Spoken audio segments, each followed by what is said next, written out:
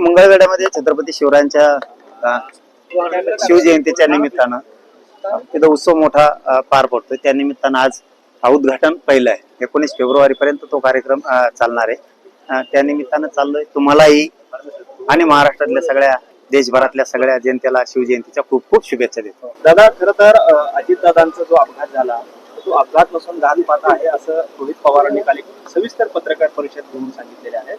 आपल्या या संदर्भातलं काय आकलन आहे, आपल्याला काही माहिती या संदर्भात आहे आणि रोहित पवारांच्या या मागणीकडे किंवा त्यांनी जी चौकशी करायची मागणी केली त्याला आपला कशा पद्धतीने पाठिंबा असेल? आता ते काय त्याबद्दलच आपण नाही सांगू शकत. नाही, न्यायदेव तर आमचा विश्वास आहे ना. न्यायदेव तर आम्हाला न्याय देईन ना. काय ते मला माहिती नाही ते कोण येईन काय असं कुणी जाऊ द्या. त्या विषयाला काय नाही. जातीचं कल्याण करायचं ते आपल्यासाठी महत्वाचं. जातीचं वाटोळ करणाऱ्याकडे लक्ष नाही द्यायचं. आपण जो जातीचं लेकरांना भविष्यापासून वंचित ठेवतो, अन्न पाण्यापासून वंचित ठेवतो, त्याच्या अस्तित्व उद्ध्वस्त करतो, अशा लोकांकडे ध्येय नाही द्यायचा. आपल्या समाजासाठी आपल्याला किती करता येईल. गर्दी असलं तरी तितकंच करायचं, गर्दी नसलं तरी तितकंच करायचं. याला म्हणता येत जातीवरचं प्रेम. मी ते काम करतो. ती कुठे आता करतात ते असं ते न्यायदेव ते जर गेलं असेल, न्यायदेव तर देईल ना न्याय. शिवाजी महाराजांच्या पुतळ्याच्या अनावरणासाठी आलेला आहात, काय सांगणार?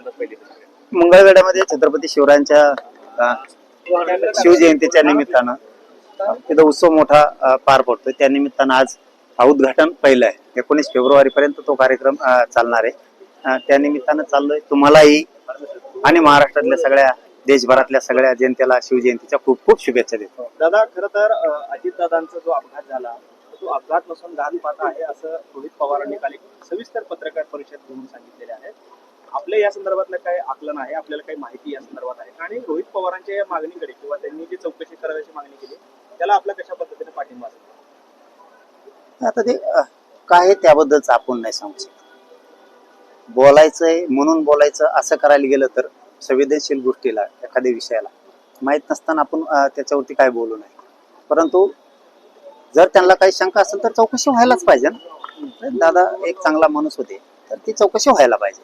अजय महाराज बारसकर आपल्या विरोधात कोर्टात गेलेले आहेत, त्या संदर्भात काय म्हणणं आहे? आपण जे कोण गेलं? बारसकर जे आहेत ते आपल्या विरोधात कोर्टात गेलेले आहेत. त्यांचं असं म्हणणं आहे की बदनामी झाली त्यांची सगळ्या. आपण जी भूमिका मांडली आपण आपल्या भूमिकेवरती ठाम. आणि हे कोण आहे पण? नाही, मी विषय समजून घ्यायला मी काय बोलायलो नाही. अजय महाराज बारसकर नावाचे एक व्यक्ती आहेत, त्यांच्यावर तुम्ही आरोप केले होते की 40 लाख रुपये फडणवीसांकडून घेतले आणि हा बलात्कारी आहे, हा व्यभिचारी आहे आणि त्या विरोधात ते पोलीस स्टेशनला गेले. पोलिसांनी दखल नाही घेतली म्हणून ते कोर्टातून त्यांनी आपल्या विरोधात गुन्हा दाखल केला आणि कोर्टाने आपल्याला समन्स काढलं होतं 10 तारखेचं. मात्र त्या समन्सला आपण न्यायदेव तर आमचा विश्वास आहे ना. न्यायदेव तर आम्हाला न्याय देईन ना.